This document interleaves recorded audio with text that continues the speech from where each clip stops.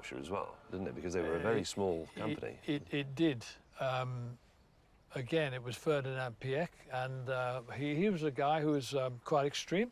He was so enthused to do what he's done that nearly broke the company. It did. Yeah, the racing program nearly destroyed Porsche.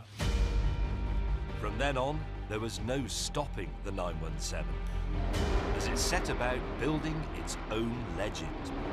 The following year at Le Mans, on the way to another crushing victory, it would go through the speed traps at over 241 miles an hour, a record that stood for more than 20 years.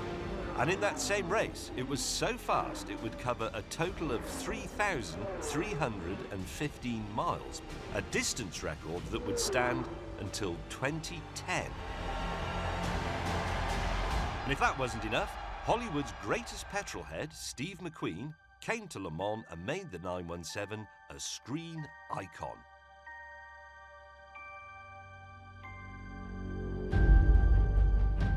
And now, since the legend is celebrating its 50th birthday, I think it deserves a fun day out.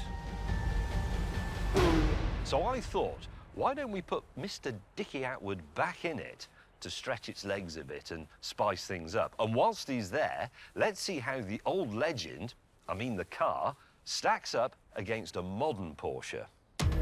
Specifically this Porsche, the 911 GT2 RS, the biggest gun in Porsche's current arsenal.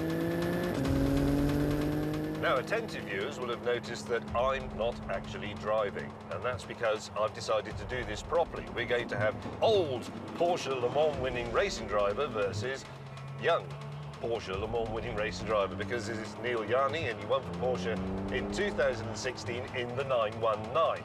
To be honest, he's also probably a bit better at this than I am. As for the cars themselves, on paper, it's a tough one to call.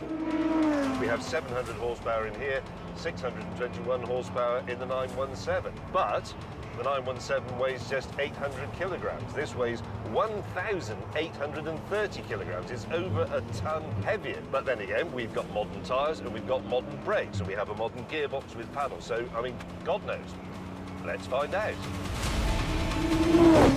What I hadn't considered in my comparisons was Dickie.